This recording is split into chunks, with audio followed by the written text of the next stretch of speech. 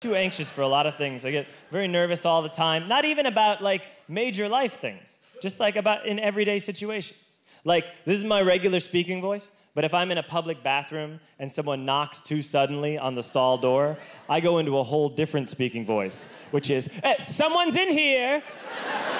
Someone's in here! So if they're gonna be like, I think there's a carnival barker in there. I think someone's trying to drum up business for a carnival. I decided to do something about all this anxiety recently. I decided I was gonna try and get a Xanax prescription. I don't know if anyone here has ever tried Xanax, but it's fantastic. Very muted claps for Xanax. You don't really get woos, it's more like, yeah. I didn't know how to get a Xanax prescription, though. Drugs like that are tricky sometimes. But I talked to a friend of mine, and he said, hey, I did this. He said that he had a regular doctor's appointment, and at the end of it, he said to his doctor, hey, doctor, sometimes I get nervous on airplanes. And the doctor just wrote him a Xanax prescription. And I was like, yeah, that's the type of lowbrow I'm looking for. I'll take your advice, friend I've never listened to before. So I go to a clinic, and I go in, and I'm just gonna go in for, a regular type of checkup, and at the end, I'll ask about Xanax. So I get to the front desk, and they have a why are you here sheet. And I wanna pick something that will get me in and out really quickly. And I look down, and I see frequent urination. And I was like, perfect.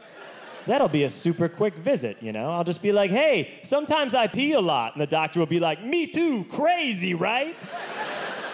And I'll be like, I get nervous on airplanes. So I checked off frequent urination, and I sat down in the waiting area, and I waited for 3 hours. I finally go back to the observation room, and in the observation room, there is a male nurse standing there, and he has a Batman sticker on his stethoscope, a Batman necklace, and a Batman watch. He was kind of moving around the whole time, he was just like, all right, I am too blessed to be stressed. Let's do it. What are you allergic to besides work? And then he'd take something and he'd throw it over his shoulder and be like, beats working. Like, all of his jokes were very anti-work, which is not always what you want from a healthcare professional. The doctor comes in the room, and the doctor looks at my chart, and he says, oh, you're here for frequent urination. How many times a day are you urinating? And I tried to think of a number that would warrant a doctor visit. So I said 11. And that was too many times to say. The doctor looks at me and says, you're peeing 11 times a day. Then you may have something wrong with your prostate. So, what we need to do, some of you are ahead of me. So I don't know exactly how he phrased it, but the gist of it was, hey, if this visit is to continue, I'm going to stick part of my hand up your ass. And I didn't know what to say. Because I couldn't be like, no, that's okay. I was lying. It was a lie to get drugs. Like a crime. So what I did was, I pulled down my pants, and I walked over to the observation table, and I put my hands down on the observation table like this. And by the way, part of me was like, whatever, those days when you're like, this might as well happen. Adult life is already so goddamn weird. So I'm bent over like this on the table, and the doctor comes up behind me and goes, no, not on your hands, on your elbows. And he knocks me down like that. And this is so much worse than this. I don't know why. I think it's that this has like a little remaining dignity to it. You know what I mean? This is sort of like, go, stick it in. I am an American. This is like you're leaning over the edge of a cruise ship, and you're like, we are approaching Martinique. He knocked me down to my elbows. And then he stuck his hand in. And you know how sometimes you're like, I bet I know what most things feel like, You just think you'll know. I did not know what this was gonna feel like. And this was the actual sound I made. I went, oh. But I didn't say it. Like it came from my vocal cords, but it was totally involuntary. It was as if a ghost had been trapped in my belly and finally flew out towards the light.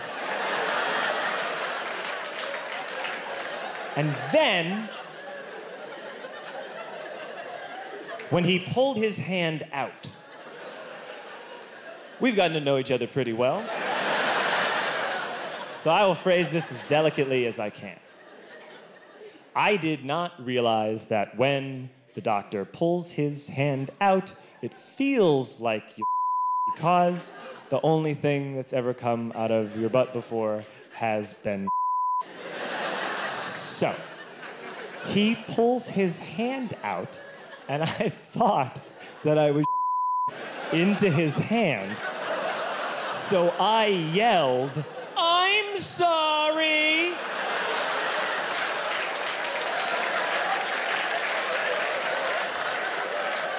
This is a very routine procedure, by the way, for most doctors. And so far, he's had to deal with, "Oh, and I'm sorry."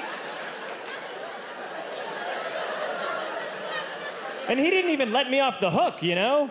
He wasn't like, don't worry, you didn't into my hand. He just threw his glove away and was like, ah. And I was about to ask about Xanax, but then he said, all right, your prostate's fine, but we still need to do a blood test. So I pulled up my pants and shuffled away, feeling different. And he yells out into the hall, he goes, "Hey, we're doing a blood test, get in here." And Batman dances back in, and he's like, all right, we're gonna do a blood test.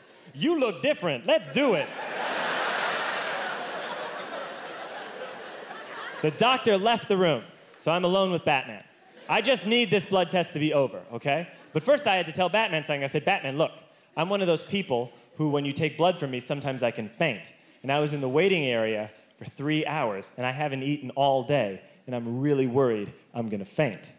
And Batman said to me, and I'll never forget it, "Psh, you're not gonna faint." So, I stick my arm out, Batman puts the needle in, I immediately collapse on the ground. I wake up and I am covered in sweat lying on the observation table. I wake up, I open my eyes and I see Batman's face. He's looking at me and he goes, "You gotta go!"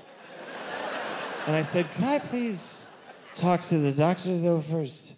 Because sometimes I get nervous on airplanes."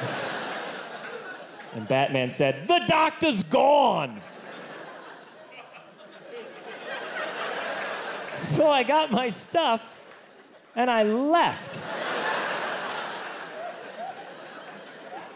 The moral of the story is that if you've been nervous your entire life, you should ask your doctor about Xanax, because if you lie to him, he will stick his finger in your ass. And if you do suffer from frequent urination, keep it to yourself. I went to that clinic 2 years later for a different checkup, and as I was leaving, who did I run into but Batman? And he smiled at me, and he was wearing reading glasses to show that time had passed.